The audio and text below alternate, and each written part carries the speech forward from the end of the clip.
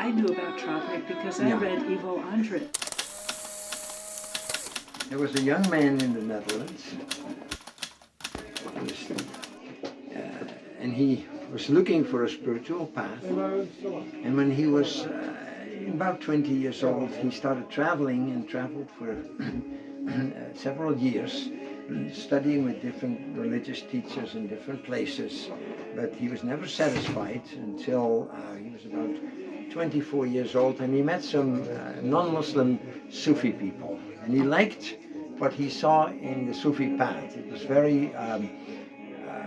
very much in the world, but not of this world, and he liked that engagement.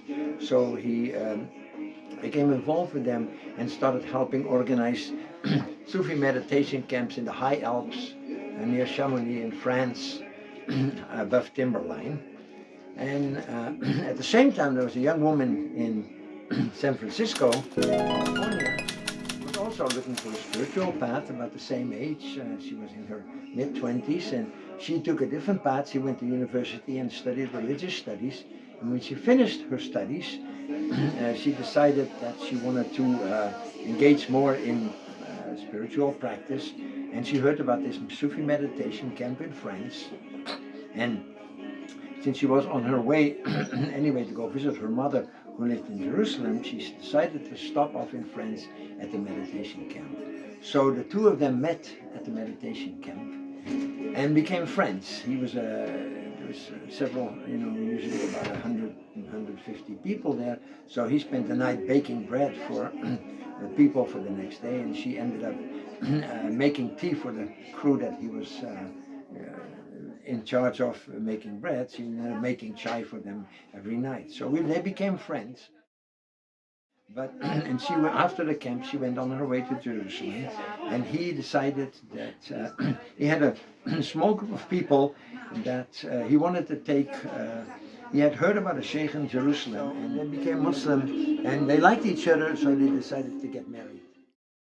They went back to Europe and lived in Britain for a while, and Alhamdulillah had ended up with 5 children. After living in Britain for a few years, back and forth between Britain and Jerusalem, they heard about the same people that they were involved in France, organizing these camps, all had become Muslim around the same time. And some of them had started a project to start a Muslim village in Mexico. There, they ended up living for the next, I suppose, 35, 40 years. Yeah, we actually started a program for children. We started a folk music program from the Balkans and Turkey. And it was very well timed because during the time of 9/11, a lot of people were really afraid of Islam. And we went into elementary schools wearing the clothes of Muslims and having a magic chest of clothes for children to try on. And we played folk music from the Balkans and from Turkey. And we're ambassadors for an Islam that was tolerant and loving and inclusive. Wow. And we got grant money. There were foundations that really supported our work. And we did that for about 8 years, and art programs with children. The music that we were playing just started to develop into something else. As I learned more about playing saz, I learned more about maqam, and as I learned more about maqam, I learned more about ilahi lair. And we had our spiritual master, Sheikh Nazim Al-Kabrusi. We were visiting him every year when our children were more independent. And we asked him about playing music, and he said, go ahead and make people happy.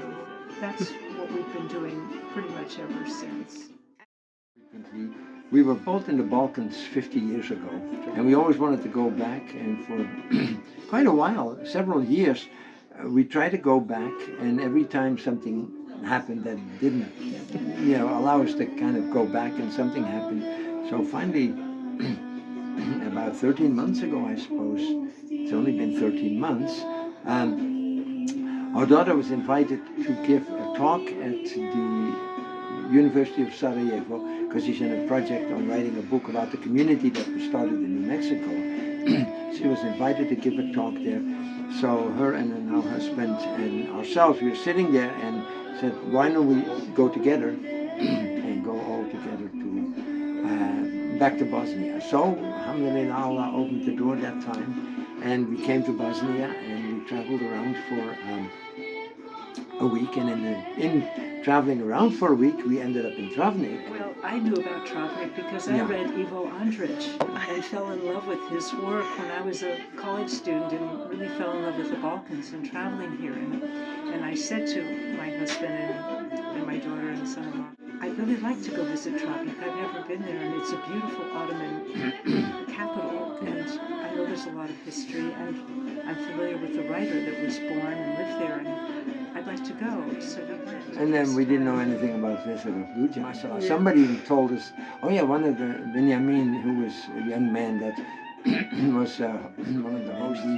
Mashallah, that night we played, music. Nice. And it's below this beautiful mosque, probably the most beautiful, one of the most beautiful mosques, if not the most beautiful one in the Balkans.